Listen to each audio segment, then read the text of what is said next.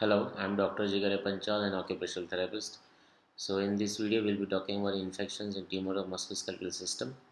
This is part 1, and we have many parts for this, around 13 parts we have. So, to know more about these infections and tumors, stay tuned to our channel.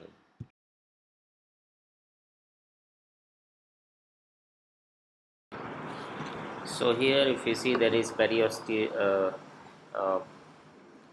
pre-prosthetic joint infection. So, here in this, what happens that in the case of a joint transplant or replacement, so TKR or any hip uh, replacement surgery, there are chances of post-operative infections in the prosthesis or in the joints. That is pre-prosthetic joint infections. So these infections basically are present in a variety of ways. So how the infections manifest and how it develops depends amongst other things, and the pathogens involved in the joint affected.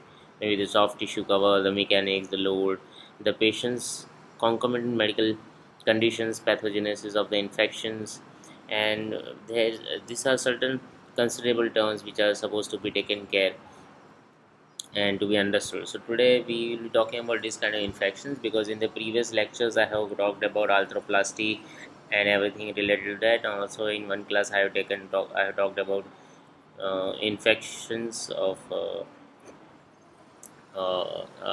post operation. So today is in this we'll be talking mainly of the infectious disease occurring in this part. So further, if we see that the etiology behind this, there's the presence of foreign materials increases the pathogenicity of the bacteria. So in the implant-related infections develop in the presence of even a very small number of bacteria, maybe as auris bacteria. So this can develop exogenously and intra intraoperatively and perioperatively, or hematogenously at any time, even decades after implant.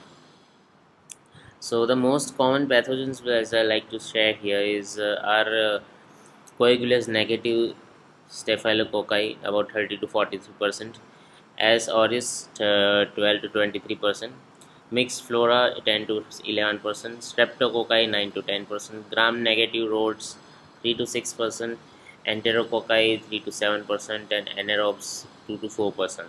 So this level of microbial diversity indicates the microbiological identification of the bacteria.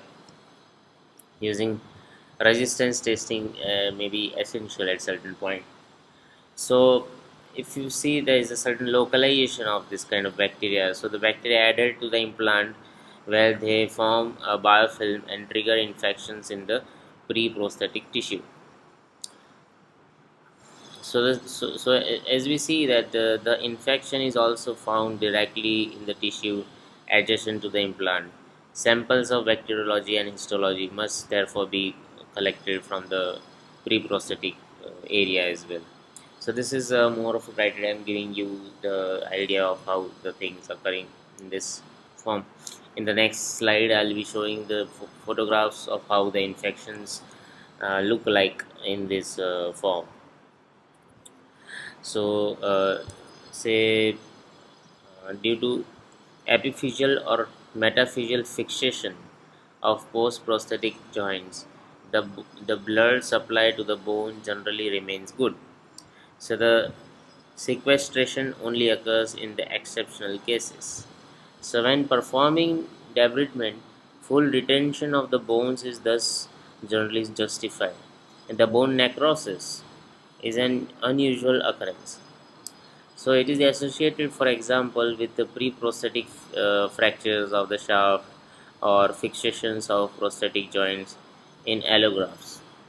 So that's how the things are little bit mainly different, as we see in this type.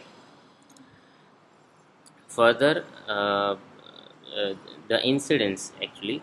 So the risk of post-operative prosthetic joint infections following hip hernia arthroplasty is 0.5 to 2% over an observational periods of 2 years. So the prosthetic shoulders and elbows, the risk is considerably higher at approximately 3 to 4%. you see it's little higher in the shoulders, elbows, whereas at the hip and knee is 0.5 to 2%. So more risk is in the smaller joints in the shoulders or in the elbow. And even say after the first 2 years, the risk of uh, hematogenous infection is 2.3 infections per 1000 prosthetic joint years. So that is the kind of indication of it, and there is factor related to that. So now let's talk about risk factors. So the risk factors here, if we talk that uh, the comorbidities like RA, psoriasis, joint infiltration with steroids, systemic steroid therapy, malignant neoplasm, diabetes mellitus, early infectious arthritis, or revision arthroplasty. Revision arthroplasty is when once the arthroplasty is done, but the thing doesn't work out well. There are certain infections, disalignment, inappropriate joint malfunction. And then in that conditions, they do again the surgery, and that is revision arthroplasty. Then other risk factor, high NNIS score, that is National Nosocomial Infection Surveillance, and the post-operative factors like superficial wound infection, hematoma, moist wound, uh, dehiscence, um, pressure ulcer. So the increased risk of prosthetic infections. So again, if you see that it is very much important to know there's this kind of things occurring in in certain forms. So the essence, as I mentioned before, one of the risk factor is the splitting or bursting open of a pod or wound. So that is the one of the risk factors which we consider, and that's how this kind of problems takes place in certain criteria. So that's the difference actually, because the occurrence of this kind of infections is very much important to consider, because it can fail the full point of surgery, and that is no use at the initial point. So that's why it is important that to take certain criteria even. So that's all many things I have explained in the arthroplasty slides in the class which I conducted before. So I have divided arthroplasty in four parts, which I defined before only, and now this is the problem. So this kind of infections takes place in a very different form. The former does a certain type of biofilm, and which is responsible for this. So let me tell you just what is biofilm. So biofilm is an efficient strategy used by microorganisms to improve survival in unfavorable conditions, even if there is lack of nutrition, or and to maintain and propagate to the colony, that is microbial population. So biofilms is very different. So it's not that infection occurs just like that. So there are certain kind of strategies, and there are certain kind of forms which occurs in this criteria. So biofilms have developed as a result of evolution and adaptation of uh, microorganisms to their habitat. We say that even more than 80% of all the microorganisms exist in nature as a biofilm. So with the rise in the use of implants, the medical profession is increasingly confronted with the microorganisms, because it is very much real. See, you cannot just boycott this occurrence at certain point. You have to be very much careful when there are certain points of uh, analysis are done, or when any medical procedure is being conducted or governed at this point. So again, as I told, with this confront with microorganisms that persist within the body in biofilms. So responding to the antibodies and immune cells of the body defenses, and developing resistance to antibiotics. So this is how the certain forms of microorganisms tend to grow on the unfavorable criteria also, and that leads to the occurrence of the infections. and which is in turn are responsible for the other terms. So that's why it can also ruin to certain big kind of to certain big surgeries, and also can travel from one area of the body to the another area of the body, because in arthroplasty, as I mentioned before in the classes, even when any individual is going through any kind of dental procedures, are at a high risk of developing the infections, this peri prosthetic joint infections, and many other things. So further also in the next slide I'll be discussing that how these infections look like and how it can affect to the certain individuals. So in today's lecture most of we will be covering about the introduction of the infections and other things, and later in the classes I'll be talking about the investigations and uh,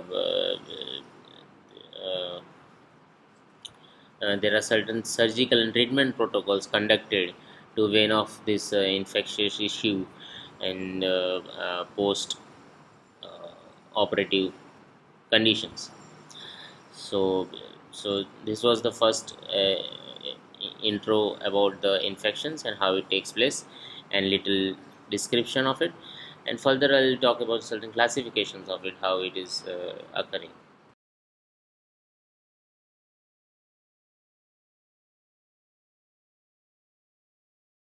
So as you can see, this is a kind of infectious which it shows here. These are clinical photographs which I have taken from the book. So on the left side there is a photograph of a 60-year-old lady with infection with associated fistula following total hip replacement surgery. So there you can see there is a little darker area showing the infection, and for so total hip replacement surgery for stiff hip dysplasia. So recurrence of fistula 4 months after the implant removal. So fistula filled with contrast agent and methylene blue. So the here you can see that area. So following soft tissue debridement, the methylene blue still stains parts of the greater trochanter which are resected. So the histological analysis indicated necrotic bone, which which only occasionally occurs in the prosthetic joint infections. So that's how there are certain ways of happening it. So, and here on the right side, if you see, there is a certain kind of classification of the infection. So early infection, that is 0 to 3 months. You can see in the figure on the right side marked with A. So early infections are usually triggered by virulent pathogens such as S or S. So that is early infection with a persistently exudating wound that has been symptomatic for 15 days. As you can see here, this is how the oozes comes out, and revision surgery with implant retention. Further delayed infection, that is 3 to 24 months. From 3 months to 2 years basically is equal to low grade infection. So delayed infections are generally acquired intraoperatively and involve and they this kind of infections involve low virulence pathogens such as coagulase negative staphylococci and Propionibacterium acnes. So this is how the delayed infections which are occurred. Further, you have the category of late infections, that is you can see in the image B, marked with B here in the right side in the slide, that is fistulated late infection 2-stage replacement. So in this kind you can see that the late infections are are almost always of the hematogenous origin, remember. So that's why they say that means the delayed infections are basically hematogenous, and you can say most frequently as a result of a bacteriemic infections of the skin, SRS, the respiratory tract uh, pneumococci, the intestine Salmonella spp, or urinary tract, that is Escherichia coli. So that's how these infections are formed in the late stage and in the early stage. So the early infections in dog that are occasionally referred to as surface or deep. Okay, let me repeat you again. So early infections are occasionally referred to as surface or deep. So this classification is dangerous as it is, as even it can be misleading, resulting in superficial revision surgery outside the deep fascia. You understood? As early infections are occasionally referred to as surface or deep, so that's why this classification is dangerous, as it can be misleading, resulting in superficial revision surgery or even outside the deep fascia. So it has been shown that the failure to explore the tissue down to the implant has a very high risk of persistent infection. So here in this cases you say acute, minimally uh, symptomatic, and uh, acute, minimally symptomatic, subacute, or chronic infections can occur. So if acute infections persist for more than 3 to 4 weeks, then again is this acute infections persist for more than 3 to 4 weeks, but maybe more than a month basically, and this has a crucial impact on the possible treatment options. So there is a flow chart which I explained further in the slide, which I'll be talking in the next lecture. So further, so they gives a crucial impact on the possible treatment options, and for this reason, infections can be alternatively classified. Say acute hematogenous infections, that is the infection lasting less than 3 weeks following normal post-operative progress. Okay, let me repeat you again. Acute infections, hematogenous infections, uh, which are lasting less than 3 weeks, that is 1 month, less than 1 month following normal post-operative progress. Second, early interventional infection. Early post-interventional infection within a month of an invasive procedure such as implant placement or arthroscopy. And the last one, that is chronic infection, that is symptoms lasting more than 3 weeks after the early post-operative period. So first is less than 3 weeks, early post or interventional infections, that is within a month of the invasive procedure such as implant placement or arthroscopy, and chronic infections are more than 3 weeks. So that is the general classification as we see in this. Then there are clinical symptoms and diagnostic procedures. So medical history and findings, if we see that symptoms and findings depend on the type of infection. So if we go deeper in this, that is the early infection, that is acute pain in wound care, reddening. This is I'm talking about early infection. So in early infection, acute pain in the wound area, reddening, swelling and excessive heat, possibly fever. This is the symptoms just seen. So acute pain in the wound area, reddening, swelling and excessive heat, and possibly fever. So the possibility of early infection should be considered for wounds that exude for a protracted post-operative period. If there is a renewed secondary secretions, or if the wound temporarily dries out, you should be beware of generally after discharge from hospital, or with an extensive hematoma combined with signs of of infection indicated by laboratory results, that is persist or secondary increase in CRP. If the symptoms are not correctly recognized, or if active surgical interventions does not take place within 4 weeks, fistulas generally develop, and the infection can then only be cured by replacing the implant. So that is the whole procedure and whole the symptoms and history and findings medically of early infection. Then in delayed infection, this early infection is a sign of the left image, which you can see on the right side, the image marked with A. and B is the image marked with delayed infection.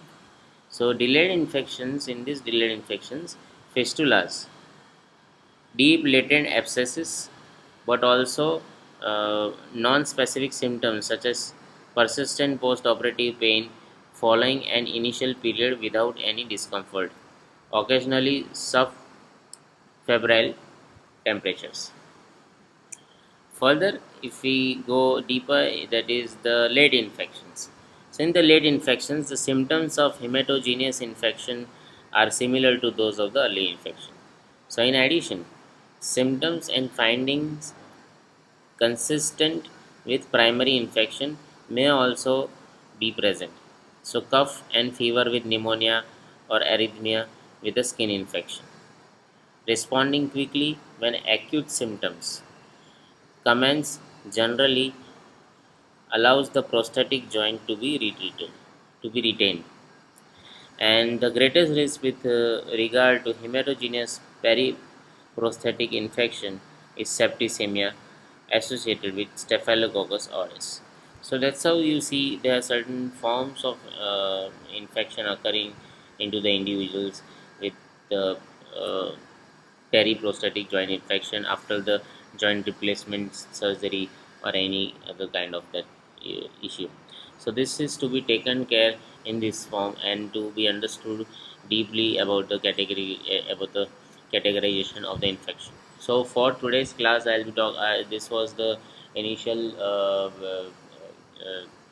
lecture about the infections occurring in the periprosthetic joint uh, areas, and in the next class we'll be going further regarding the investigations and certain protocols of treatment, the surgical management or any other medical management for the occurrence of this kind of infection, and how to get rid of it and how to stop it and how to get cured. So I'll be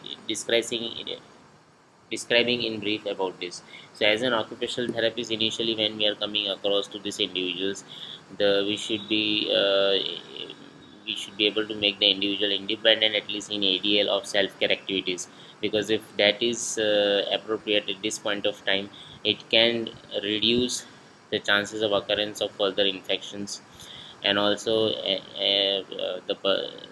because of the independent ADL performance in self care, the person can maintain a proper self hygiene, and that can head towards the reverse of occurring any kind of infection and to avoid any kind of further infectious chances.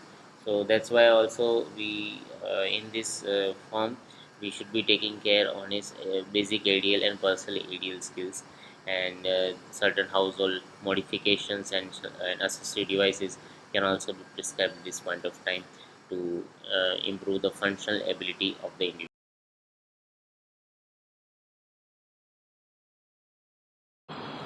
And these are the references we can go through for better understanding of the topic and further to go in detail about every aspects of the topic. Thank you.